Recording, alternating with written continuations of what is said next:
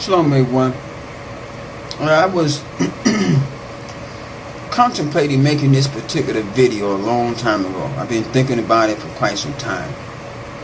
Never got around to it. There's so many things to talk about that I wanted to deal with this because I've been noticing recently amongst our Hebrew family, our people, brothers and sisters, a lot of us are having problems. There's a serious problem in the relationships between our black men and our women. A serious problem. It done got out of control.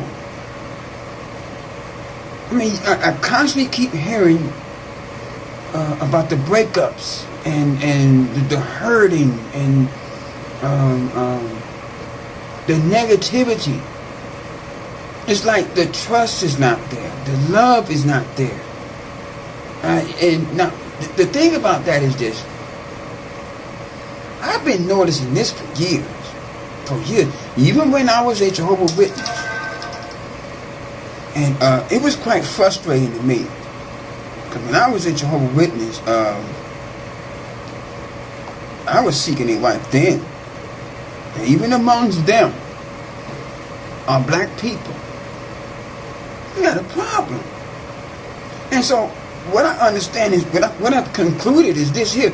There's a problem regardless of whether you are a Christian, a Jehovah's Witness, or Catholic, or whatever, or even Egyptologists or whatever.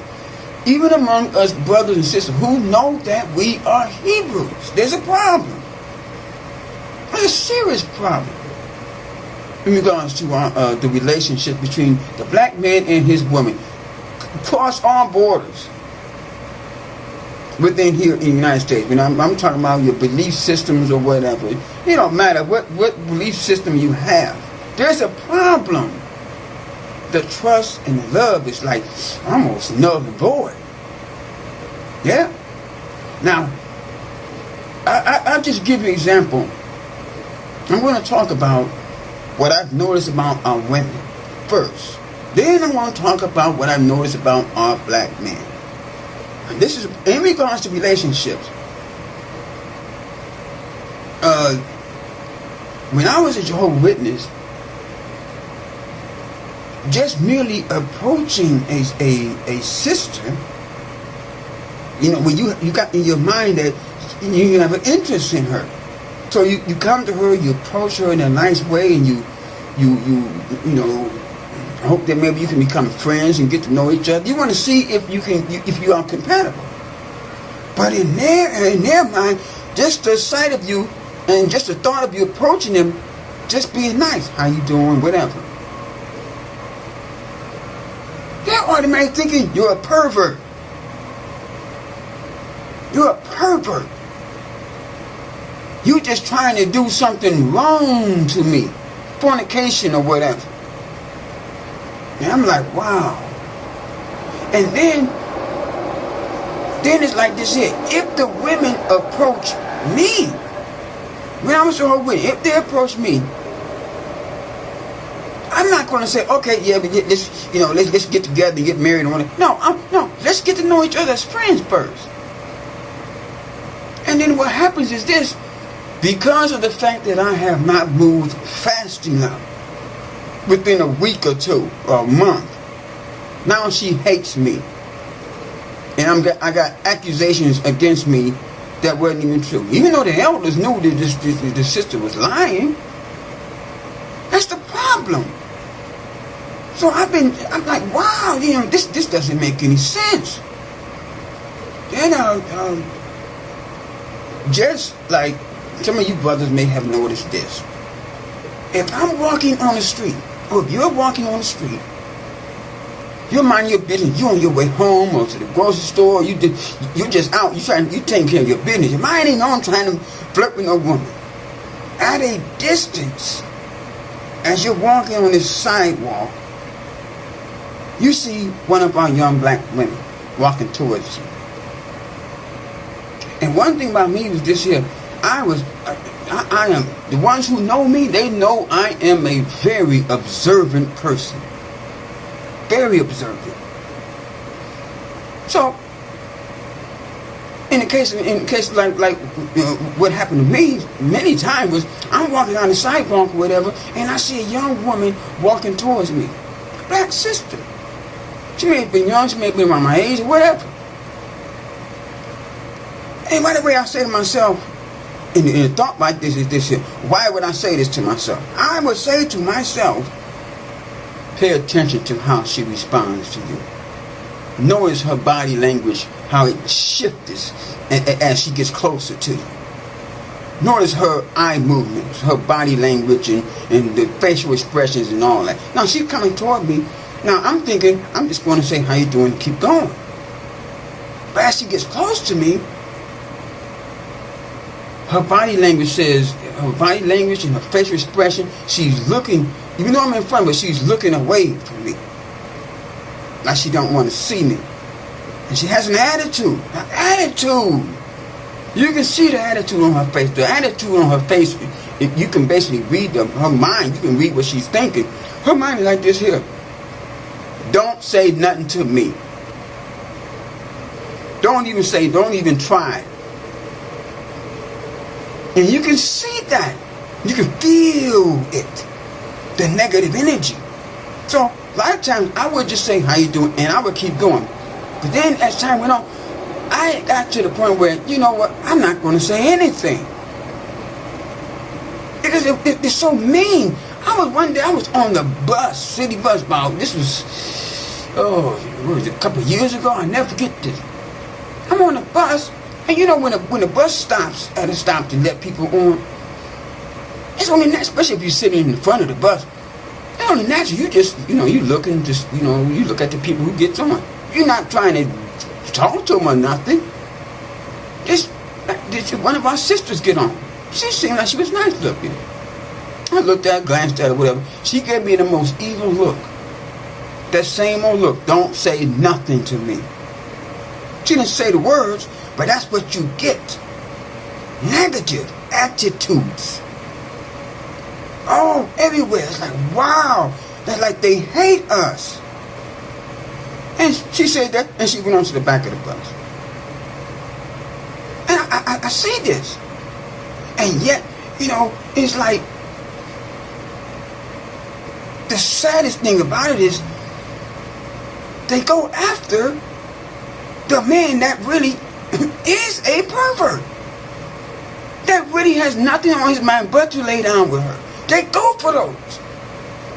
They do, and it's like, wow. You sit there and you scratch your head like, what? And then what happens is this. When he uses her and does her wrong, whatever, and maybe leave her with 1 or 2 kids, what does she do? She blames all of us black men. And we're being labeled as no good. No good niggas. Niggas ain't shit. Ain't that what we hear? We hear that. That's what we hear all over the years. Yeah, many years. Niggas ain't shit. That's what we hear. Yeah. And it becomes discouraging. But as a result of this discouragement, what happens is the man continues along. He just says, forget it. He just said, forget it. I don't even want to go through that. But they go after these, some of the guys, I be like, wow, I just don't understand it. I be completely baffled, like, whoa.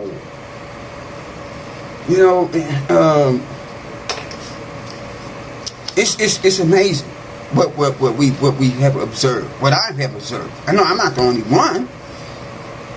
Many brothers have observed this. They have an attitude like they hate us. And then if you speak to them, they automatically think that you're a pervert. But they go after the guy who really is a pervert, only out for sex. That's what they go for. And it's like, wow, I don't understand it. And I can go on, I can say other things too. It's like, that's a common thing. We see that all the time. We see that all the time. Our women, they have an attitude. They don't trust us. They never answer, like they hate us. Like, don't say nothing to me. Don't even look at me. Nothing. Then if you speak to them, they look at you like you're a pervert. What they do? They may be rejecting the best man that they could have ever met, but they have rejected him and went for the other guy and suffered the consequences. Now, the thing about that is this. What has caused this? What has caused these women to be this way? Black men, you're a problem too. You are hurting these women. Recently, I have been seeing so many reports of people, sisters on YouTube and on Facebook. They are crying their eyes out because this man is abusing them and he's doing this and he's doing that. You're hurting these women. And one thing I know about you men is this. A lot of you have mental issues. Something ain't quite right up there. The elevator ain't coming all the way up to the top. The mechanism is broken or something. That's what I noticed. I noticed even when I was young, when I was a teenager in high school, I did not think like the rest of the guys. Most of the guys I went to school with, they were violent type men. And all they had in mind was the more women they can get, the more manly they are. I wasn't like that. I always was a one-woman guy. And anybody that know me, they know that's true about me. I never wanted to have more than one woman, and that's another thing. Dealing with that, you brothers who realize that you are Hebrews, talking about, oh, you want to this polygamy stuff.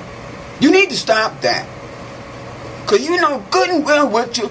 Come on, I'm a man too. I'm not stupid. The only reason why you talk about polygamy is because you want to have more than one woman. You just want to have sex. It's all about sex. Ain't no sense in acting like that's not what's going on. That's what's going on. You get with this woman, and now next, you bringing in another woman? Well, this is going to be the new wife, the second wife. What? Man, you haven't even learned how to treat the first woman right. Let alone 2, 3, and 4. There's a reason why our women are walking around hurt like this. And it affects all of us. You got the good men out here walking around alone for years because they can't find a woman. Because every woman they encounter, she's hurting. She's hurting. And then look at the world. Look at the agenda going on in the world. See? That's our women, they see a lot of black men going for white women. It's because of the attitude our women have. They don't like it. But you created it. We created that in our women. But now there's a deeper thing that's going on. A deeper thing. See,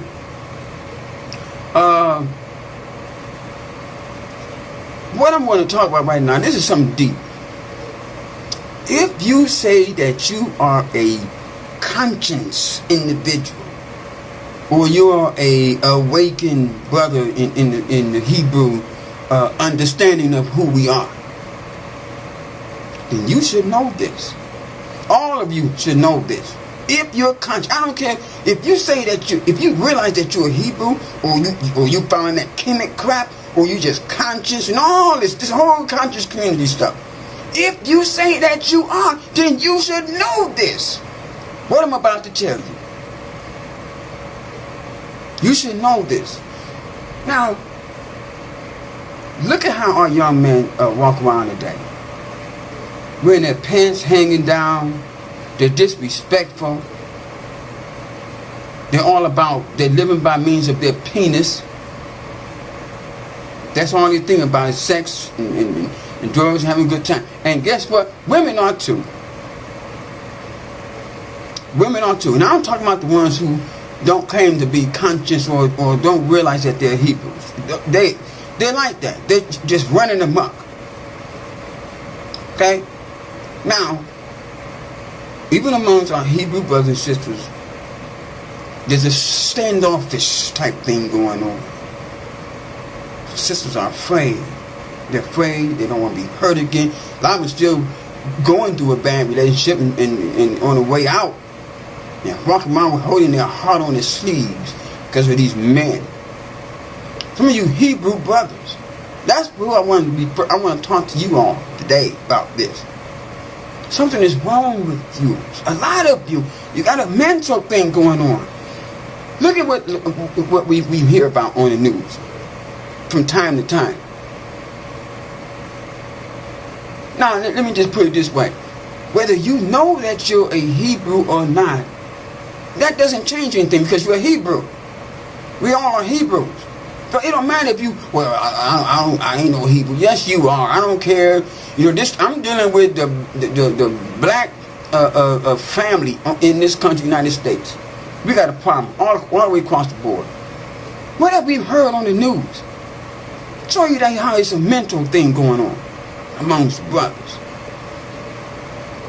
You got a young, beautiful woman out at a club somewhere.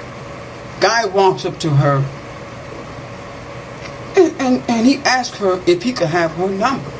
And she may say, oh, well, no, I got a boyfriend or I got a husband or whatever. What did he do? He gets mad. So what did he do?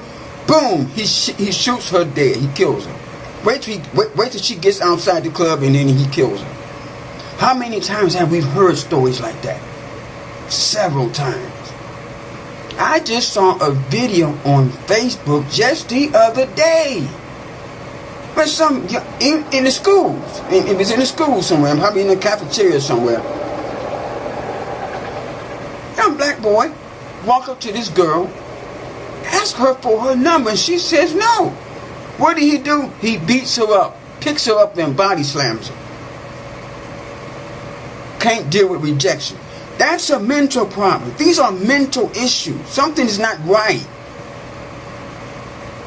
Can't face rejection. I've been rejected many times in my life. I'm still a man. I'm all right. I'm good. I can get over it. Still getting rejected. And getting over it. That's all you can do. You don't go and beat the woman up and kill her. That's a problem. Now you got a mental problem. And then, now let me get off into this here. What has happened to us? Why is all this going on? That's what I want to talk about. Why is all this going on? Why is there a rift in our relationships? The black men and women, why is the love gone? Why is the trust gone? What happened? Because if you think about it, just take a look at some old pictures from the 30s, the 40s, the 50s, the early parts of the 60s of black people. What do you find? You see black families. Black families. You got the husband, you got the wife, and you have the children. And most of our young girls back then, they wore dresses and skirts and blouses and stuff. Their hair done real nice. They wasn't doing no twerking and all that kind of crazy stuff. They wouldn't walk around with their breasts hanging out and all that. In fact, way back in them days, if you was a young black man and you was dating one of our sisters back then, oh, you had to be on your best behavior. You had to go meet her parents and stuff. You had to put on a shirt and tie and slacks and shoes. Yeah, you had to. No, it wasn't all this crazy stuff you see going on today.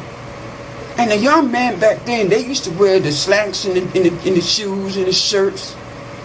You know, maybe a suit, maybe a cap on. Why? Because they wanted to be like their father. And the women back then wanted to be like their mothers. It was a family. You saw black families back then. That's what you saw. So now the question becomes, what happened? How did we go from that to where we are today? What happened? Now, let me just do this here. Many of you have read this scripture. I'm going to break this scripture down. Many of you have read this. But have you really read it? Turn to Psalms. In the book of Psalms, chapter 83. And I'm going to start at verse number 2 through 4. I'm going to break these scriptures down. We have to understand. Well, first, let me just say this. You got a lot of people who say, oh, we can't blame everything on the white man. We can't just put it all the finger on them. A lot of it's just us. But let me help you understand something. When them people first came over to Africa and put their hands on us and took us, from the very beginning, everything about us was affected in a negative sense. Everything that's going on today was as a result of what these people, when they went over and took us, we turned out like we are today because of them. We need to understand that. That's what Psalms chapter 83 verse 2 through 4 is saying. It's trying to tell you that. See, so I don't want to hear nobody talking about some, oh, you can't just blame the white man for everything. Yes, you can. They took us from where we were supposed to. They had no business coming over there. When they took us, they changed everything about us. And you know what? And guess who said that? Remember that Charles Manson? That crazy man sitting in prison? We saw the video that he made. He said, why did y'all... He said, black people are not crazy. He says, black people are only acting in the ways of white people, in the ways of the nations. We're acting like them. He said that. He says, why did you take them and turn them into men like you? Talking to the white people. That's what he said. When they was in the so-called jungle or in Africa, they were gods. Is what he said. Yeah, and I know many of you have saw that. So don't tell me that they didn't have an effect on us, because they did. They changed everything about us. Everything. Now, from the very beginning, as we're going to read here in this scripture, let's look at Psalms 83. Start at verse number 2. And it says this here. For lo, thy enemies make a tumult, and they that hate thee have lifted up the head. Okay? Now, what does the word tumult mean? What does it mean? I'm going to break this scripture down. What does the word tumult mean? What the word tumult means is this. It means a riot or a uproar, or some kind of clashing or whatever. See? So that's what the scripture is saying. For lo, thy enemies make a riot, or a outcry, or a uproar, and they that hate thee have lifted up the head. Lifted up the head means what? Means they killed them. It was killing them. They caused a riot and start killing. From the very beginning, that's what they were doing. When they went over there to the land of Africa and snatched us up out of that land, there was a riot. There was a tumult. And look at verse 3. They have taken crafty counsel against thy people, and consulted against thy hidden ones. Look at verse 4. They have said, come and let us cut them off from being a nation, that the name of Israel may be no more in remembrance. Verse 5. Oh yeah, I meant to say verse 5 too. It says, for they have consulted together in one consent. They are confederate against thee. Now let's break these scriptures down. Verse 3, where it says, they have taken crafty counsel. Crafty counsel. We know what crafty means. What does this word counsel mean? What does it mean? Couch 1. Couch 1. Look this up Counsel. and read it. Here, you got counsel here. The first definition, it says, a group of people called together to give advice and to discuss or settle questions. And it says down here, it says, conference, a meeting, an assembly. Number 2, it says, a group of persons elected by the people to make laws for and manage a city or town. Now let me that's not what I was, hold on, let me get the right word here. Council. This is what this says. Yeah, I like this one better. I spelled that one wrong. Number 1, it says, the act of exchanging ideas. Act of talking things over. See?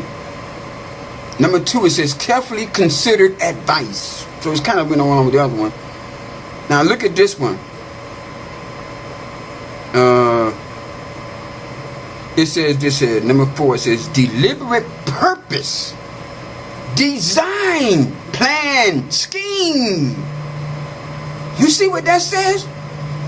That's what they so what they did, they have taken crafty scheme and counsel and advice.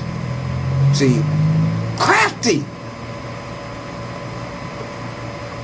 deliberate. It was deliberate. It was purpose. It was by design. A plan, a crafty plan. Here's what it says again. They have said, "Come, let us cut them off." From no. Verse 3. They have taken crafty plans against thy people, and consulted against thy hidden ones. They consulted together. A craftiness, something shrewd, some kind of shrewd way of destroying these people. Verse 4 says they have said, "Come and let us cut them off from being a nation." To use the word being. In other words, they knew who we were. We were a nation of people. They knew we was all the same people. It's just that's why he uses the word being a nation. In other words, we were a nation. They knew. Then it goes on and says that the name of Israel may be no more in remembrance. They knew who we were. They got together and see from the very beginning. They made a plan to destroy us. For they have consulted together with one consent. All together as one. Then it says they are confederate against thee. Now, confederate. You see them on the news and stuff run around with their Confederate flags? It's right there. They are confederate against. They want us destroyed. That's why there's such an uproar right now, because they sense that this country was changing. Now, if you're on the news or on the TV program and you use the word nigger, you done lost your job. That's why Donald Trump says, oh, he's going to change all that. John, you can say what's on your mind. See? And it's an uproar. A tumult, as it were. Yeah. Now, here's the thing. They have said, come and let us cut them off from being a nation. How do you create a nation? How do you create a nation? Nations are created by means of families. Nations are created by means of families. You get a whole lot of families together of the same people. Now you got a nation. But they have taken crafty counsel to destroy us from being a nation. So what did they have to do? What did they have to do? They had to somehow get in the households of our people and destroy it. You remember what the scripture says? A nation or a household that is divided against itself, it cannot stand. They had to figure out some kind of way to get up in there. Because see, back in the 30s, 40s, 50s, and 60s, we had a unit. our people, we were united. You saw black families out there during the civil rights marches and stuff. The civil rights movement. It was black families. We were united. You just look at the old pictures. Look how we used to dress back then. Look at the old pictures. And in sharp contrast to what we see today. You don't see black families anymore. No, you don't. You may have a few, but not like it used to be. How did they do that? How did they do it? How did they manage to get up in our household and cause division?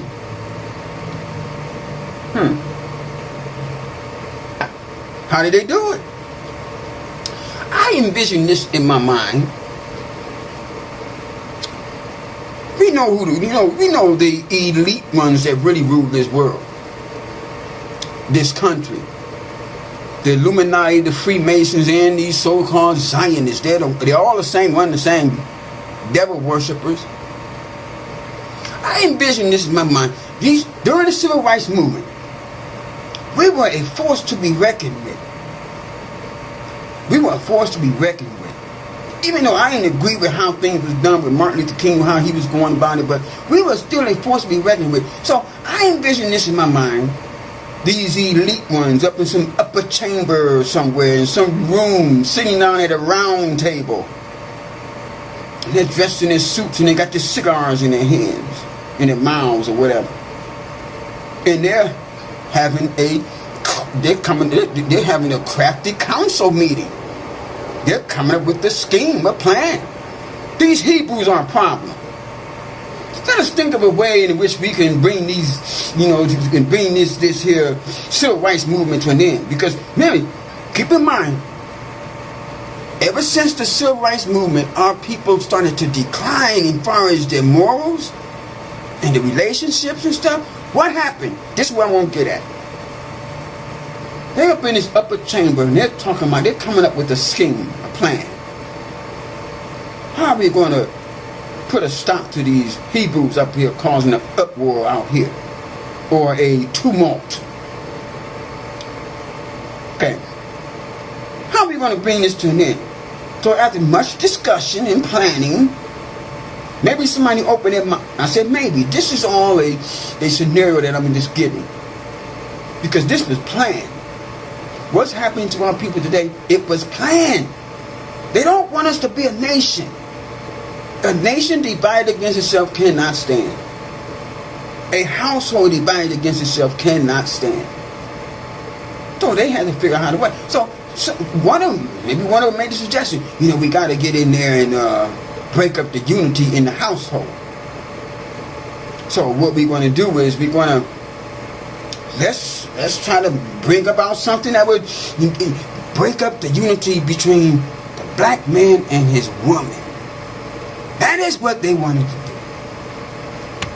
That's what they came up with. Now, what did they do? What happened? What happened? Well, they might have called some white woman up in there and said, hey, we got a job for you to do. Job for you. Now, what I'm telling y'all right now, this is what happened. See, that's the main point of this video. I'm telling y'all what happened to us. Why our relationships are so ruined. Get some white woman up in there. So we got a job for you to do. We want you to start a movement of sorts.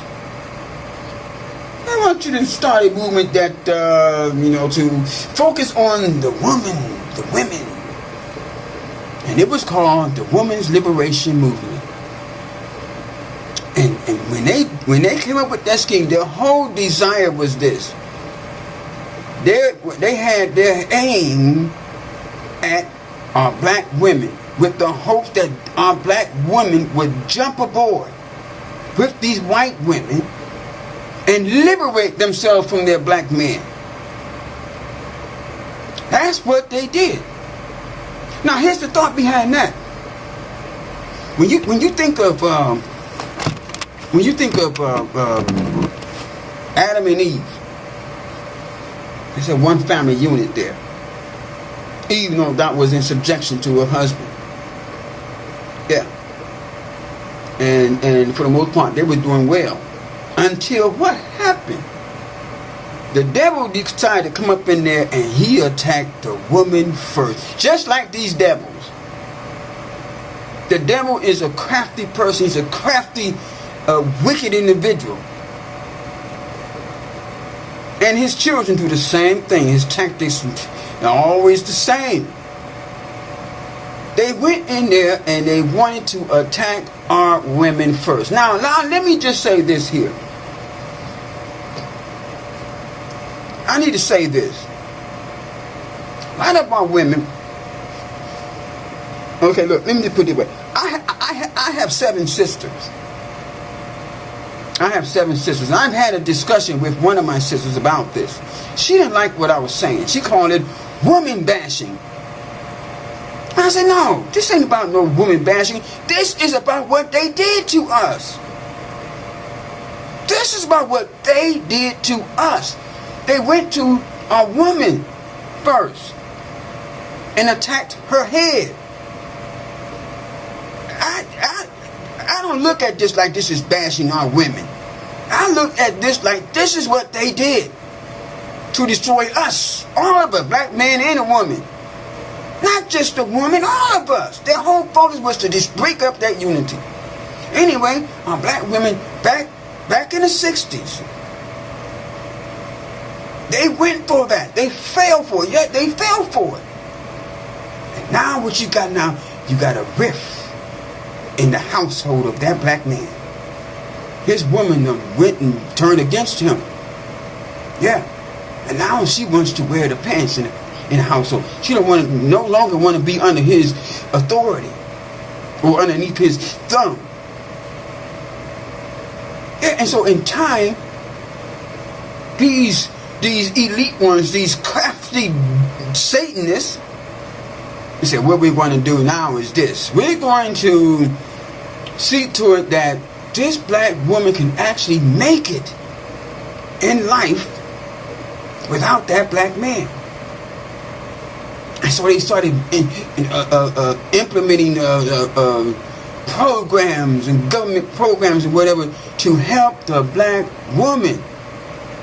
You got WIC and you got housing assistance, you got medical assistance. They're even, what they're doing also too, they're denying the black men jobs. And they're giving the jobs to the black woman.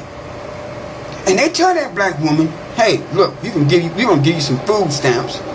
We'll give you some public housing or whatever. But you cannot have that black man in that house. Do you see the plan, the scheme? It was a plan. It was a tactic. And our women fell for it. Yeah, they fell for it. I don't point the finger at our women and say, this is your fault. No, this is their fault. They did this here. To break up that unity that we had in the 30s, the 40s, the 50s, and the 60s. Because in fact, when they started the women liberation movement, that squashed the civil rights movement. It practically killed it. It was over. All you gotta do is, like I say, if you say you're conscious and you're awake or whatever, you should know this. If you do not know it, do the research. Just do the research. That's all you gotta do. And so what happened? Now the black man is out of the house.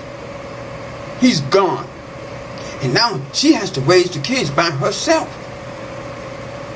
She's doing it by herself because they're giving the white, in other words, the white man, the white supremacy is giving our black women the tools she needs to survive.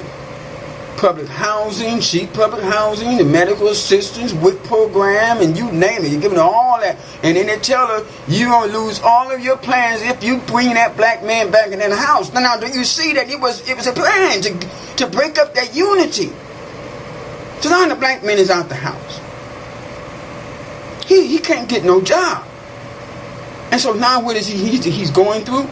He's going through striving real hard to try to get a job and make some kind of money, some kind of way, because he wants his wife and he wants his family. The white man, no, we ain't giving you no job. So what did he do? Now he's thinking of some kind of way illegal. It's illegal. Now what happened? He gets arrested. Or shot and killed.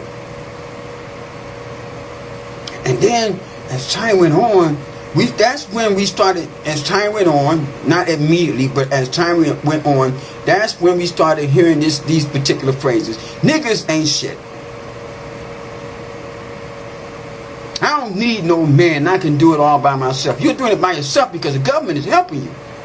That's what was happening.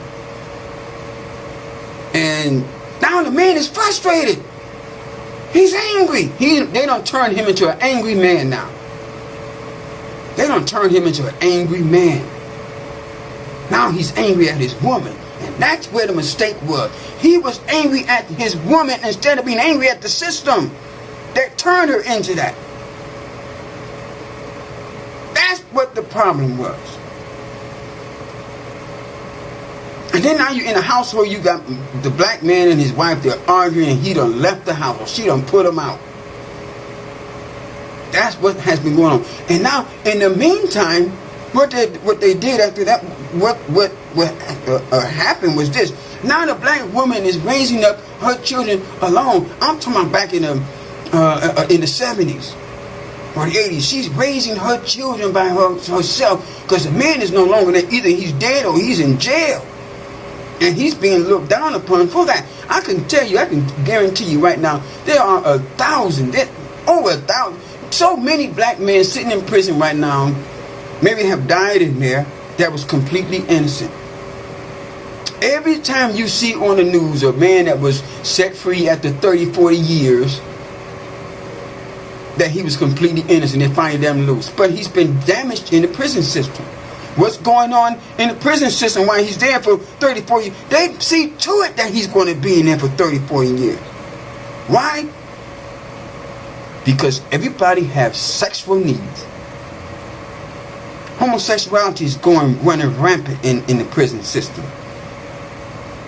That's why they say, oh, you going in there for, you going to spend these 20, 30 years in there. So when you get out, you'll be messed up in the head.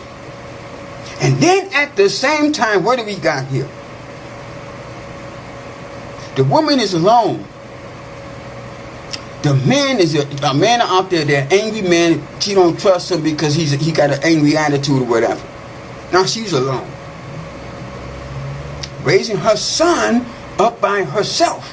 Now in the household, she may be saying things like that old phrase, "Niggas ain't shit." And what they say, what are they? What did you hear a lot of? Well, you used to hear a lot of women say this. To their sons, or to the daughters or whatever, your father ain't nothing. Your father ain't worth a damn and that kind of stuff. They don't have to part my language, but I'm just gonna tell it like it is. Your father ain't worth nothing. And what they don't understand is that young boy who's 6, 7, and 8 years old, he's learning from her. He's learning from her that he ain't gonna be shit neither. And that's how he's supposed to be as a man. You ain't supposed to be shit. And he's growing up without a father. Now, he don't even know how, he's not being taught how to be a man. I'm not saying every household is like that, but this is the agenda. The underhanded agenda that they implemented to destroy us, to keep us from being a nation. Remember, in order for you to have a nation, you got to have families. You break up the family, nation is gone. Gone. You just got the woman in there. Man is out there on the streets. He's homeless and can't find a job, or he's sitting in jail, or he's dead. Strip the man out of the household. This was their plan. So as time went on, now this young boy who's been taught basically from his mother that there's have been even some of our women who have told their own son, you're gonna grow up be just like your daddy, and he wasn't hit neither. That's what they say. Now you got what? Now you got a young teenage black boy out there on the street running him up because in his mind he ain't shit anyway. Don't nobody care about him. That kind of thing. And so what has happened is this. Over the years, now all you got these children that came, that are being you got a generation of children, teenagers that came from a ununited household where the black man wasn't there. The young boys don't know how to be a man. The young women don't know how, and she may learn how to be a woman. But now, what have you left now for these young girls being raised up? Now, what kind of man have you raised up for them now? You have raised up these young boys who don't know how to be a man, who are running amok on the streets. That's all that is out there for these young women. Teenagers and in their 20s, they end up getting with these no good men. That's all that's out there. Generation after generation. It's like a snowball effect. You know how you take a snowball, and you roll it up and you just roll it down the hill. And before it get down to the bottom of the hill, it done got bigger and bigger and bigger. But the snowball effect has been in place. We're almost down to the bottom of the hill now. And that snowball, which is the rift between the black man and his woman, it done got big. It's huge. And so a lot of these young men today who have gotten to the age of in their 30s and 40s don't know how to treat a woman. And then on top of that, you got mental issues. And then as time went on, like in the 80s and the 90s, the only type of the young black man was teaching the women the type of women they want. Now you got these women out here, they got their breasts out, they got their underwear showing and their buttocks and tight-fitting clothes, and now they're looking like whores.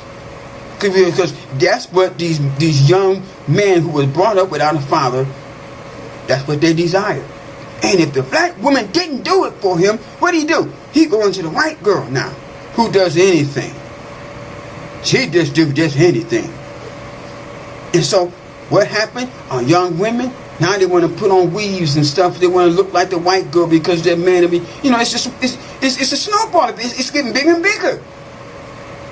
And now look where we at today.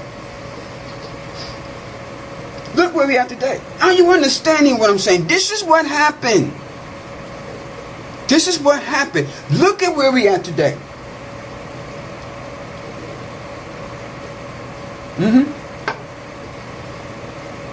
Look at where we are today.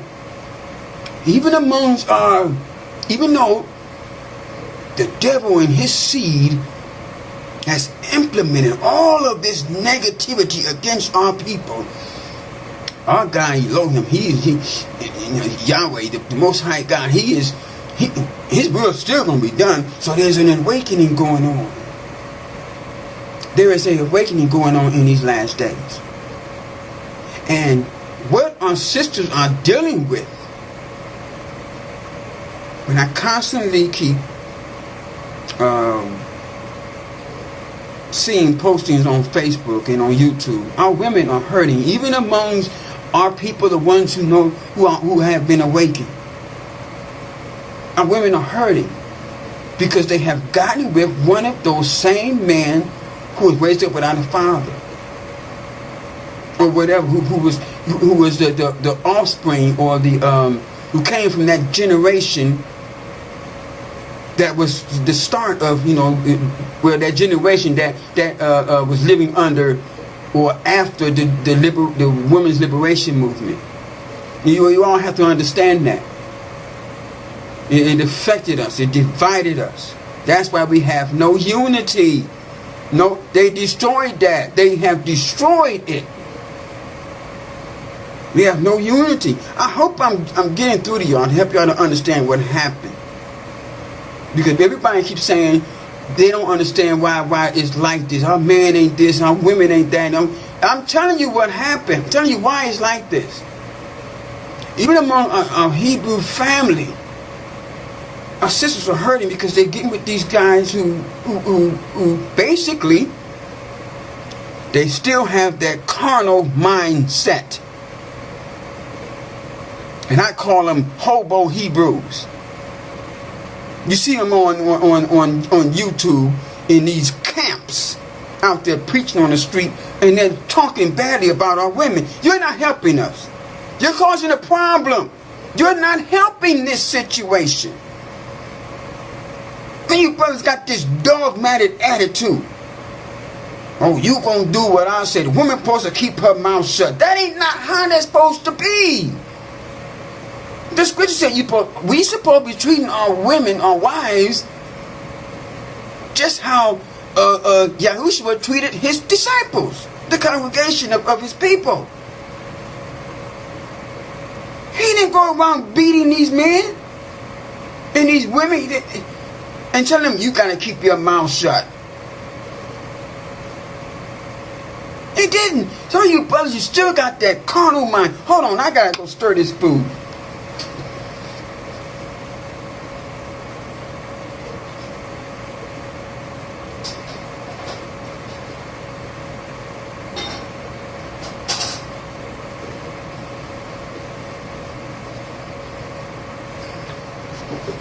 Sorry about that, but I was starting to smell it. I was like, man, I better go in here. I almost forgot that it was on.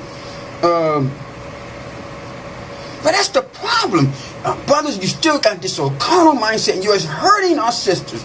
You're hurting the awakened ones, the chosen ones. It's what you're doing. Now, how do you think the Most High feels about that? How do you think? You think he's happy? I can assure you he's not happy. He's not happy. In fact, I'm going to tell you, it disturbs me because you're not helping the situation. Even amongst our Hebrew family, there's a problem with the relationships. And then you have good brothers who can't find a sister, no matter what he does, because of you brothers. You hobo Hebrews. And I may get some backlash behind this. I do not care. And you all should know that I don't care. Trust me, I do not care. Because, let me tell you something. Here's the thought. How are we going to fix this? How can we fix this situation between the black man and his woman? How can we fix this? We can't fix it. It can't be fixed. We are too far gone. The only thing that we can do is make a difference in our own individual lives. That's all you can do. You brothers, if you have a woman, a wife, you must treat her well. Stop dismissing these women. Stop all this talking about, oh, I want to have enough. You want to have 2 and 3. Just stop that. Man, you're doing that because all you want to say. You got a carnal mind. That's just flat out. That's flat out truth. That's the flat out truth. I'm a man. I know what's going on. I'm not stupid. Talking about you want to have 2 and 3 different women. Man, you don't even know how to treat the one woman. Can you afford to take care of all these wives?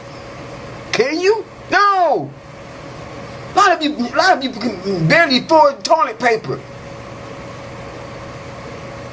And you want to have more than one woman. Let me tell you something here. And you sisters, you need to understand something too. See, this problem exists amongst all of us. We are all the problem. Because like I said, if you're conscious, you should know this. You should be working against their agenda. If you're not, then you're working for them. You're doing the same thing that you're doing what they want you to do. You're doing exactly what they want you to do. When you want to, here's the thing. Let me just say this. Some of you sisters, you have to take responsibility for this yourself. Because you're choosing the wrong man. You're choosing the wrong man. You're choosing the wrong man. I saw a Facebook posting. I want to be certain. Wait a minute. much time I have left. I better hurry this up. I saw a Facebook posting of a young sister. She was on my friend list for a while, and she all of a sudden she posted that she's in a relationship. Okay, you're in a relationship. So there's a picture of her, and there's a picture of the brother who she chose to be her significant other. And there he is in his picture. He's sitting there blowing smoke out of his mouth. And there was a backlash. A lot of the brothers and some sisters were saying, "What's wrong with you? Why would you choose that type of man?" But that's what she did. Now I guarantee you, that relationship is gonna last maybe 6-7 months. And it's over. And it's over. Another sister chose some brother because, oh, he has a beard. So he must be, he talks about the Bible, he must be. Wrong choice. She left her home from another state, traveled all the way down to this other state where he lived at. It lasted 6 months. She went through H-E-L-L.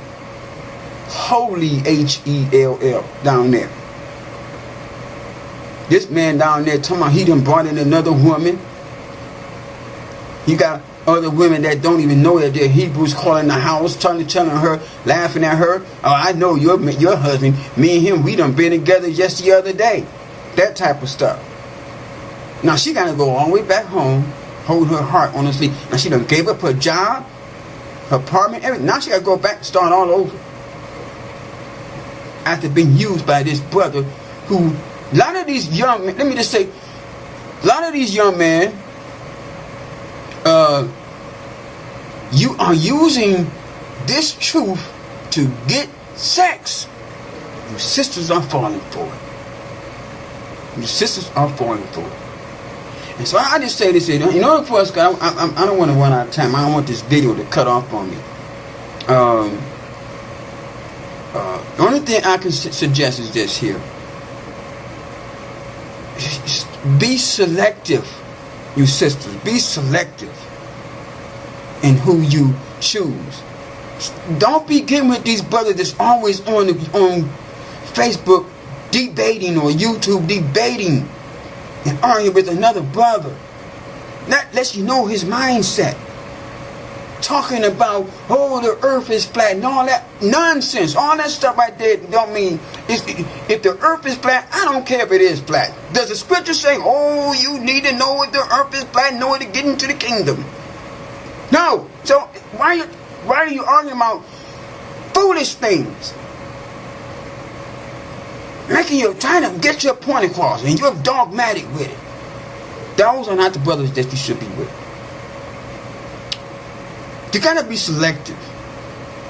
And if you make the wrong choice, don't sit there and blame all of us men. You made that choice.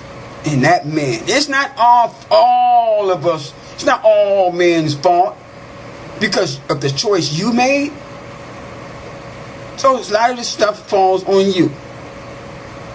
So the only thing I say is like we have to be selective. You brothers, if you got a woman, you got to treat her well. Don't be dismissing her because you want to have sex with somebody else. That's causing further damage. You sisters, stop choosing the wrong brothers. Understand the agenda that has been implemented against us and work against it. Don't work with it. See, create a united household. A united household. That's what they don't want. They don't want black people to unite. That's the whole fight. Now are you getting the understanding of what I'm trying to say here? Now you understand. So in order for me to avoid this video shutting off on me because I forgot how much time I got, I'm going to stop it here. And I hope you all learned this. Hope you all understood exactly what I'm saying. All of this right here, this is not woman bashing. This is not man bashing. What it is helping you to understand the agenda that was put against us. And we must work against it. Don't work with it. Because you're not helping us. Okay?